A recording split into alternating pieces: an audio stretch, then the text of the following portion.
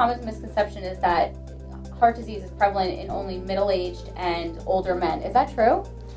So, in terms of whether heart disease is prevalent in middle-aged and older men, that's absolutely not true, and that's a misconception. Heart disease is equally prevalent in women as well. The only important thing to remember is that in women, heart disease presents differently, whereas in men, it might be chest pain with pain running down the arm. With women, it might present as nausea, fatigue, very unconventional symptoms. So you have to be very aware of that if you're a female. Okay. What are the warning signs of a heart attack? So the classic signs are chest pain or pressure over the sternum, radiating down the arm, up the jaw. Sometimes there's nausea and vomiting, lightheadedness, fatigue. Those are the classic signs. In women, you might not have the chest pressure. You might just have the pain down the arm. You might have the nausea or fatigue. So again, like I said, it's very important for women to be very aware of unconventional symptoms of heart disease. What should somebody do if they're experiencing symptoms of a heart attack? So if you know you're experiencing symptoms of a heart attack and you recognize it could be a heart attack, the first thing you really should do is call 911. If you are unsure and you happen to come actually to our clinic, we will stabilize you, we will do an EKG, we will assess you, and then we will call 911 to make sure that you get the proper treatment immediately. Okay, perfect. Is there a link between smoking and heart disease? So the link between smoking and heart disease, absolutely. This is probably one of the #1 causes of heart disease and heart attacks. Smoking has been known to cause about 30% of all related heart disease.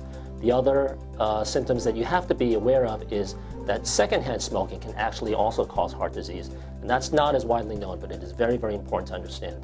What can a person do to improve their heart health? So good question. Starting good habits to improve your heart health. #1, if you smoke, you should stop smoking. #2, if you don't exercise, you should start exercising, especially cardiovascular exercise. 3, if you are diabetic, you need to control your blood sugar. If you have high cholesterol, you need to make sure you maintain your cholesterol levels at reasonable levels. And then also, if you have a family history, you need to be aware of that so that if you have any sort of signs of heart problems, you need to see your doctor. Okay. Is there any contributing factors to heart disease?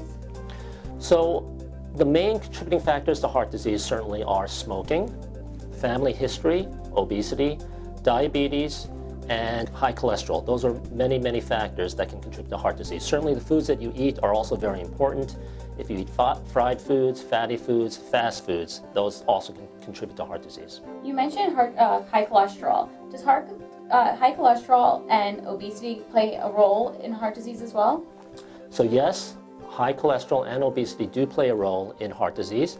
High cholesterol can certainly make patients develop plaque in the arteries. Obesity has also been known to contribute to heart disease. However, genetic factors must be understood as well. So if you have a family history of heart disease, you must be aware that you need to see your doctor regularly to make sure that you maintain and control those risk factors.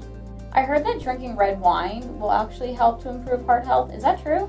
Yeah, that's a good question. Drinking red wine. There's been a lot of news about red wine in the media about whether or not it can help heart disease, and it is absolutely true.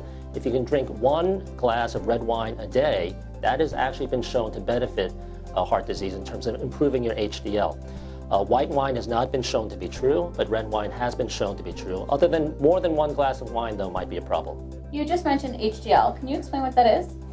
So cholesterol is actually broken down into components. You have your bad cholesterol, which is LDL and triglycerides. And then you have your good cholesterol, which is the HDL. The HDL is the only cholesterol that needs to be higher than normal. So HDL is actually a good cholesterol, and the way to improve your HDL is by exercise and also drinking red wine.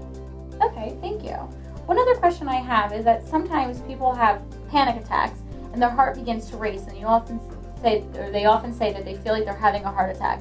Is it similar to a heart attack, or is it completely different? Very good question. We definitely see patients like that who come to EMO. Patients who have a racing heart and who exhibit signs of a panic attack might feel like they're having a heart attack, but this is the situation where we will assess the patient, what is their risk factor, we might do an EKG, and then once we determine that, we'll determine whether or not it's a true heart attack or simply a panic or anxiety attack. Okay. Well, thank you so much for sitting down and talking with me today.